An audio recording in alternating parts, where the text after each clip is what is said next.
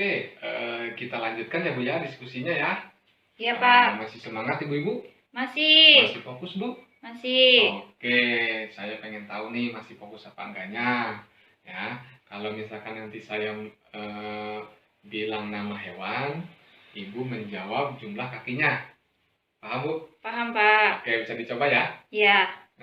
Sapi, 4. kambing, 4. ayam, 2. sapi, 4. ular. Nggak ada.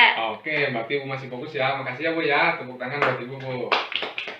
Oke, nah 2 bulan lalu kita pernah berdiskusi ya tentang bagaimana cara mengelola keuangan keluarga. Masih ingat Bu?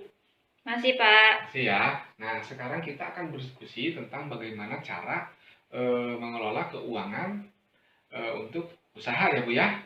Nah, Ibu suka nonton film Bu? Suka. Suka ya. Oke, sekarang kita nonton film dulu deh Bu ya.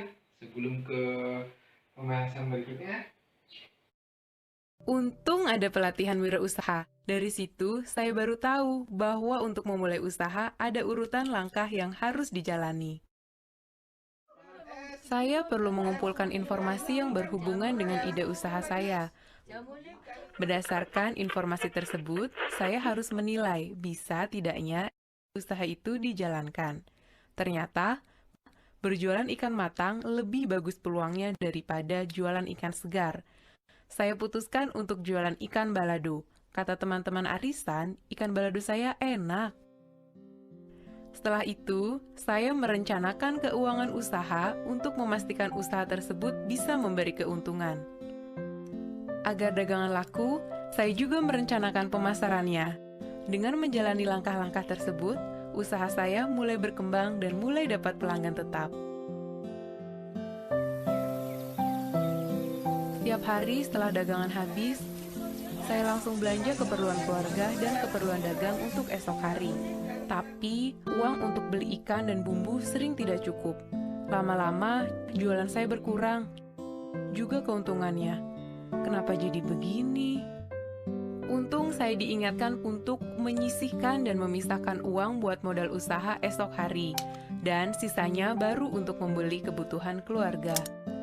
Setiap malam sebelum tidur, semua pemasukan dan pengeluaran saya tulis di catatan kas harian usaha.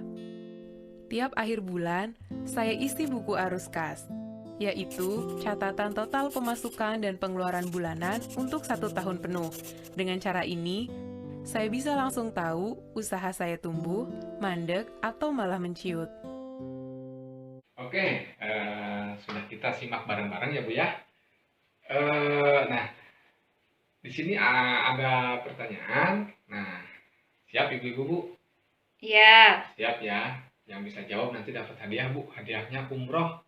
Alhamdulillah. Nah, jadi setelah menyimak video tadi, nah menurut Ibu-Ibu bagaimana cara Ibu Lili mengembangkan usahanya? Dengan berjualan masakan ikan Pak. Berjual masakan ikan. Ikan apa Bu tadi yang dijual Bu? Ikan balado. Ikan balado ya. Kenapa sih menjual masakannya Bu?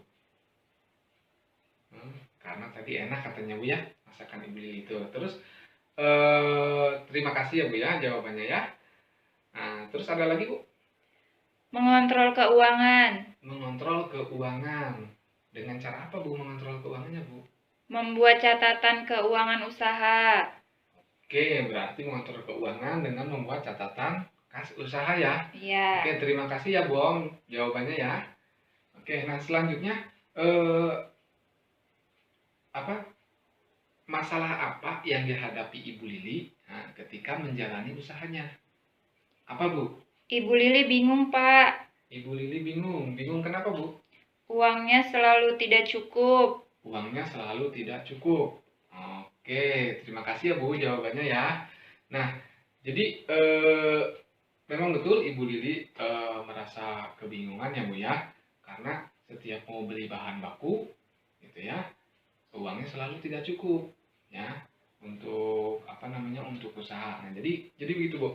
Jadi salah satu masalah dalam mengembangkan usaha adalah kehabisan uang untuk modal usaha kembali ya Bu ya. Kenapa sih itu bisa terjadi pada usaha Ibu Lili ataupun bahkan usaha Ibu? Nah, karena uang hasil penjualan ya uang hasil usahanya digunakan untuk memenuhi kebutuhan keluarga, ya, tanpa memikirkan uang yang harus disisihkan untuk modal usaha kembali ya Bu ya. Jadi setiap mau belanja berkurang, kekurangan seperti itu ya. Berikutnya, kalau misalkan usahanya terus-terusan begitu bisa bangkrut nggak Bu? Bisa. Bisa ya, karena selalu kekurangan uang untuk modal gitu ya. Apa cara yang harus dilakukan untuk menghindari hal itu ya? Biar lebih jelas kita lihat gambar di sini.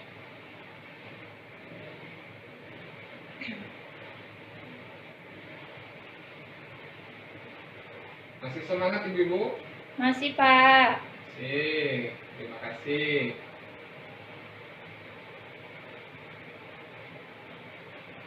Nah, ini ada, jadi yang harus di sini ada pisahkan pengelolaan uang usaha dari uang keluarga. Jadi caranya itu segera sisihkan pemasukan usaha untuk modal. Yang kedua, simpan uang usaha dan uang keluarga di tempat terpisah. Yang ketiga, catat seluruh pemasukan dan pengeluaran usaha dalam catatan kas harian. Ya, jadi itu yang harus ibu-ibu lakukan ya. Nah, jadi ibu-ibu harus bisa mengendalikan pemasukan dan pengeluaran uang usaha supaya keuntungan usaha ibu bisa berkelanjutan ya. Dengan begitu usaha ibu bisa terus berjalan tanpa harus kehabisan modal di tengah jalan ya Bu ya. Nah, cara mengendalikannya seperti apa sih Bu? Nah, dengan cara yang tadi, membuat catatan kas harian dan arus kas tahunan. Paham ya Bu ya? Iya, Jadi Pak. caranya seperti itu. Nah, biar ibu tidak bingung, jadi catatan kas harian ini digunakan untuk mencatat semua pemasukan dan pengeluaran hasil usaha ya, atau keuangan hasil usaha. Nah, itu ya. Nah, berbeda dengan yang telah kita bahas sebelumnya, catatan kas harian keuangan keluarga. Nah, kalau itu digunakan untuk mencatat pengeluaran dan pemasukan keuangan keluarga saja. Seperti itu. Paham ya Bu ya? Paham, Pak. Nah, kita lanjutkan ke diskusi berikutnya ya Bu ya.